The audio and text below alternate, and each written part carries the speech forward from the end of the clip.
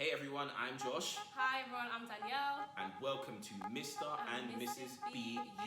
UK.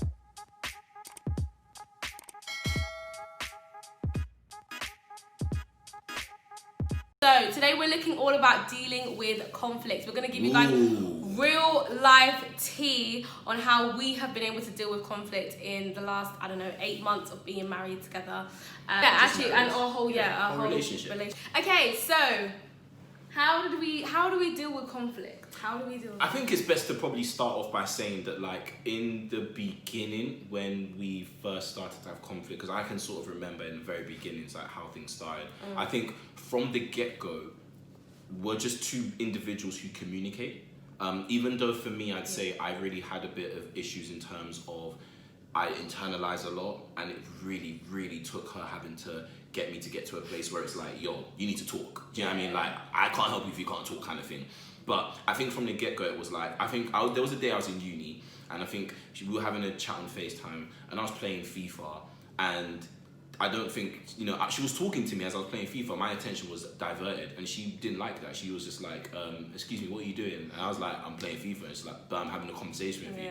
And obviously, like, in a way, I was like, yo, okay, she put it in my place. Like, okay, but I think for me, inside me, my pride was like, yo, if this woman thinks she is talking like that to me. But I like the fact that she didn't, like, I like the fact she wasn't rude about it, and she just didn't, ignore what I was doing. I like the fact that she actually was like, no, this is a problem, and dealt with it right there and then. And I think from that time till now, that's just the type of person that, my wife has been, is that if there's anything that she doesn't like or anything, like, she'll communicate and be like, actually, I don't like that and whatnot. And I think for me, I've always respected people that have chest and that can just come to me and be like, I don't like this. So from then till now, that's just sort of been the pattern. Yeah, and I think communication is so key, and I think it's because I've had to learn that people don't necessarily remember what you say, but they remember how you made them feel.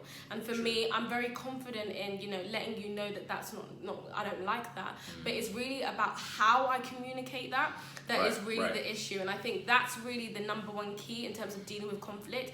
Even though you want to communicate how you feel, you need to think about how you're saying it. Because, for example, if I had said, look, you don't listen at all and you need to fix up. Like, I can't lie, that's mad. Like, I don't know who you think you are, but you need to actually listen to people.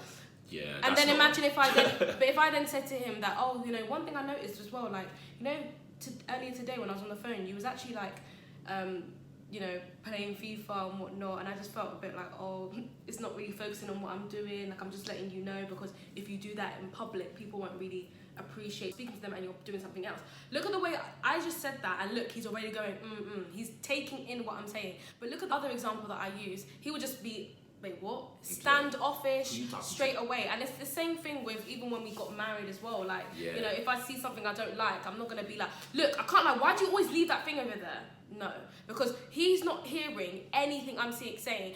The moment he hears that, his whole body's flaring up. It's defensive mode. He's just gonna be like, he's just gonna get wrecked. And it's the same thing with you as people. I'm sure. Like, if someone's saying your name, like, oh, Danielle, like in a way like that, reminding you of your parents, you're gonna be thinking, but what? And then they're like, oh, no, nothing. So it's like understanding that how you say something is so key, how you communicate. And so for me, I've learned that, I developed that how I communicate is so much more important, because that is going to determine the response that I get from him.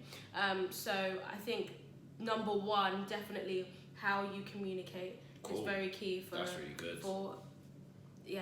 Dealing with conflict. Yeah, I think number two, and I think Danielle practices this a bit more than me, but I do have my moments where I practice it. I think one way that is a great way to deal with conflict is prayer as well. I think that, like, there are times, and I'm very, like, not to toot my horn or anything, but I'm very spiritually sensitive.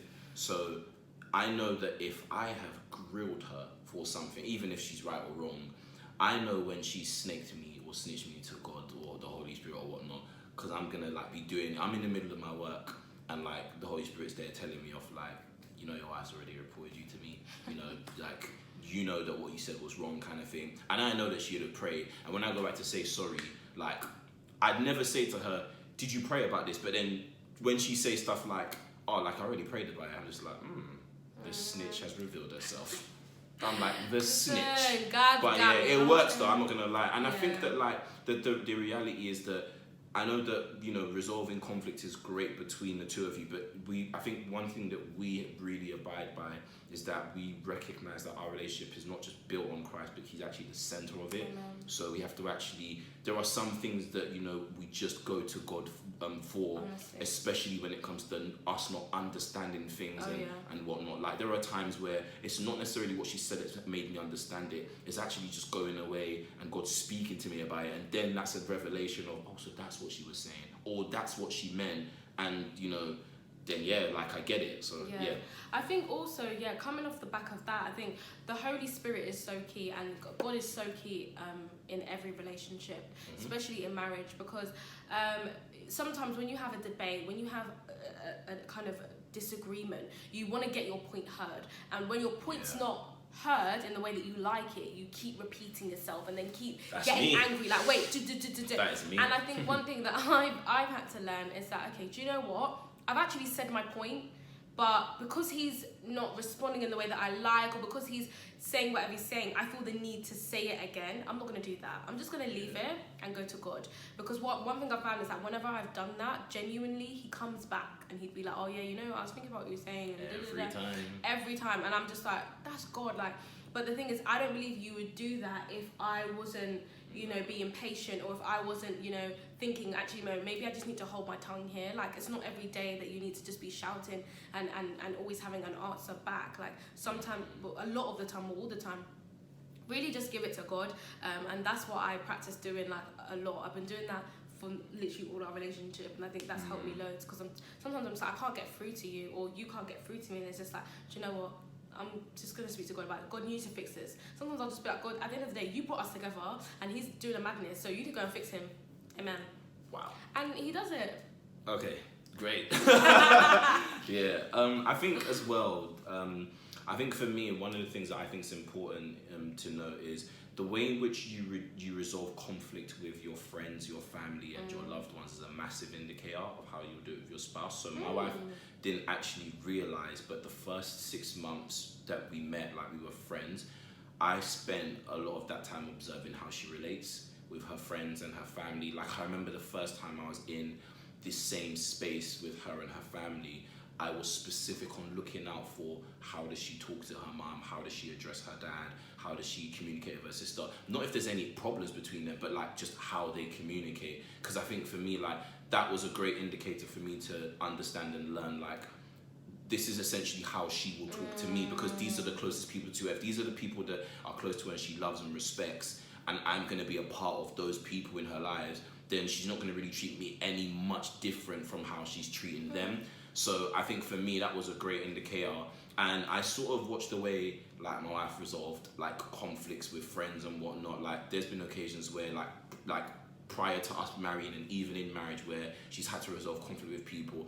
And I don't say it because she's held to even to her horn, but like 99.9% of the time, like she takes it from a very biblical approach. Like her approach is always biblical based. Like I could do it this way, and like those who knew Danielle, I'm talking about you MK lots that knew her, you knew what she was like back in the day. Us lots who met her when she was saved were the ones who are fortunate to have seen do you know what? It's not even MK lot, it's uni lot. MK uni lot before second year backwards, all you lot know what she was like. God brought me at the right time, because I came in second year when God was changing. But I know that if I had met this one... Yeah. Like, I would have given it to you. Yeah, and I wouldn't have had it. So God knew what he was doing. But anyway, my point anyway... It's actually mad. Yeah, but my point anyway is that, like, I think for me, that was just a great indicator, just watching how she resolves conflict with people. And I was attracted to that. I was like, wow, that was really mature. Like, I just really liked the way she handled it, because I didn't really have that many females in my life who were great at conflict resolving. A lot of females I speak to would always talk about the way in which like a female friend or someone made them feel, and the way they'd go about handling it, I'd be like, is that how you really want to handle it? And they're so sure and confident in it, and that just made me think you could do it a bit better. But I don't think there's really a time where I've had to think about she could have resolved it better. No, there was one time. No, I said there definitely has been, but I'm saying there's not been that many times. Yeah. So yeah, there's definitely been. There's never been a couple times, there's been a couple and he times. patterned me. Like my friend who's probably watching this, she would know that it was her. And God, and literally, he was just like, "What the hell? How can you just?" Because we won't go into that story, but he was just like, "Go and fix it." Yeah. How else do we resolve conflict? Should we tell them about the mad story? The mad story, or should we tell them the mad story? I thought the motorway was even madder. Actually, the motorway was madder. Alright, let's do the whole Asda thing. Okay, so we're gonna give you guys some real tea, okay? Because we actually want this to be like I hate not that just I'm the victim not in just this. us talking. Yeah, we want to give real examples so that you guys practically see this. Yeah.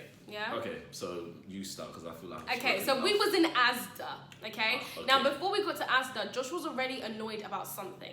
Okay. Now one thing is when Josh is annoyed, he's get angry. My temper goes his that. temper goes 0 to 100. But I don't go mad. But he doesn't go mad. Like he won't. He doesn't. I ain't throwing He stuff. I doesn't ain't breaking physically stuff. touch anything, but he himself is like comes out as a lion. Okay. So Aslan. My inner Aslan comes out. There you go. What the hell is Aslan? The lion from the I was about to say I rebuke it in Jesus' name. Okay, anyway, so we got to Asda. He was already moody, and we were moody. Yeah, very moody, and we were going around the whole shop. Now we were getting like it was wine or rosé. something, yeah. Like So we were getting it out. He was already moody. He wasn't even speaking to me or whatever. And then we were putting things through, and then obviously the lady was there, and she was like, "Oh, we're gonna need some ID." She was looking at me, and Josh immediately was like, "No, she's with me. I'm the one getting it." So yeah, and she was like, "No, I know, but because she's with you and she doesn't look, over 25, we have to ID her." And he's like, "No, that's bull. That's bull. We're married. Clearly, we are over. Clearly, we're over the age. Blah blah blah." She was like, "No, I'm sorry, I can't do anything." He literally was not something. I was like, "Look, I don't have my ID on me. We live 20 seconds away. Do you want me to go and get it?" Just like, "No, you're not going nowhere. You're not going nowhere to get no ID."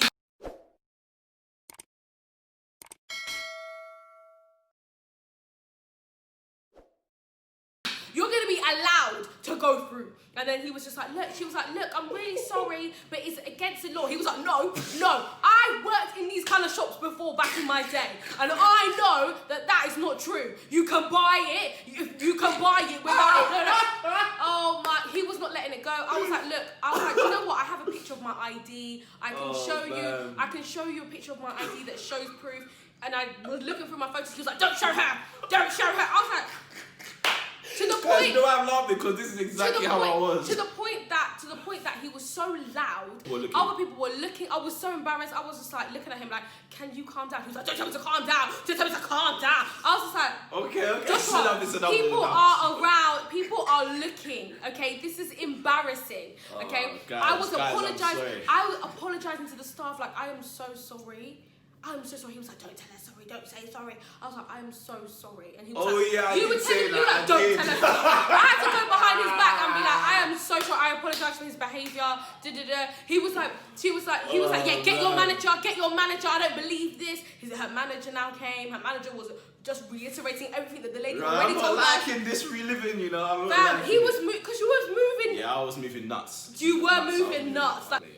And then after, eventually, I think she just let us take it. I think she just let us have it. The pressure worked, guys. But it was too much. Then after we left, and I was like, that was unbelievably embarrassing. It was embarrassing for me. But the thing is, when Josh, you're not in the moment right now. You're not deep in what's going on. So anyways, we went back home. Obviously, he after like an hour, he came back and was like, "Oh my gosh, I'm so embarrassed. That was mad." And I was like, But I think for me, I was just like, do you know what? There's no point me getting angry. There's no point me, adding fuel to the fire. It's about for me, I just needed to just be like, okay, do you know what? Just leave him. Just leave him. He will come back and apologize and wake up and realize the stupidity that just occurred in Asda. Because literally we live 2 seconds away from it. So he literally came back an hour later and was like, he apologized. Yeah, another day he went back. She did not remember. She was just like, okay. Like, she didn't remember. I mean, she didn't remember me. I probably had a trim or something. She probably didn't remember him. But it was mad. But there's a few things that you can take from that. What do you think that they can take from that? In how to resolve if I'm honest, like, I think if Danielle was similar to me, or she didn't really keep her cool in that period, it would have been much harder to resolve any conflict. If she started moving mad just to try and get me to calm down for moving mad, then that wouldn't have looked good at all in front of people. And like, you know, that could terrify like a lot of people around, because the thing is, anytime like growing up I saw people moving mad in public, my mum always be like, they may have a gun, or they may have something, like, do you know what I mean? I know that's exaggerated, but it's like, it's true though, because people associate people who do those kind of things with danger. So I think if Danielle had to keep her cool and really just apologize to that woman. The other thing as well to take away from it is just understanding that being aware of your surroundings is key in conflict resolution. I think that a lot of people aren't able to resolve conflict quick because they're not aware of where they are, and they're not aware of who's watching. So it's very key, it's very important.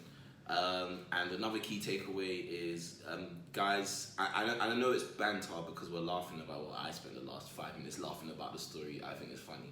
But I think it's really important, and my passing message to guys is, if you know that you're similar to me and you do have like a temper, or you know that you can get angry really quickly, or you know that if someone does something you don't like, you have there's something inside you that just won't allow it to sit right with you, and you have to react, especially in a very public way. You need to work on that. And I think for me, like, that's one thing I'm working on every single day. I really wished I worked more on it before marriage, because I think stuff like that wouldn't have happened post-marriage. But I'm not perfect, neither is anyone else. Exactly. And we're at the point where it's like we're continually learning and we're working. So that's my takeaways, and that's my takeaway for you. Do you know what I mean? So even working on this is a great time to work on it now, and work on those things now before children come into the mix. But I think just knowing your partner, knowing your partner is really key as well in dealing in resolving conflicts. I know Josh, and Josh knows me, but the amazing thing about life is that every day we're growing, every day we're developing. I learn new things and I come back. So even though Josh knows me, every day I'm developing and adapting and growing, essentially. So every day that you're going to learn something new about each other.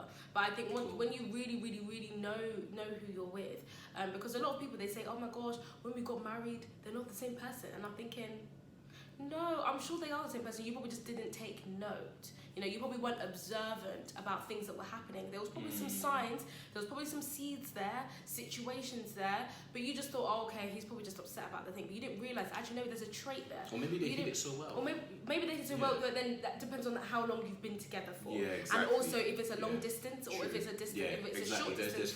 There's factors into play. But if you've been together for quite a fair amount of time, you see each other a lot, your natural character will come out, and you need to be looking at those things and really deciding, is this something that I can work with? Is this something that I'm okay to kind of manage in a marriage? Of course, we want to grow and develop, but you have to be okay to accept that first of all, because if they don't change, then what are you going to go now? Divorce 50 years later or 20 years later, and really nothing is new. It's just the different environment. 100%. So cool. So guys, that brings us to the end of today's video. We really hope that you enjoyed what you watched. If you did, remember to like, comment, subscribe, push that bell. So make sure that you do that, guys, and feel free to comment below how you have been able to deal with conflict. How have you in your relationship been able to resolve conflict, and maybe just let us know as well what particular tip that resonated with you that you feel like you were able to really learn from this video. And hopefully we'll catch you in our next one. See you later. Share the video too. Bye.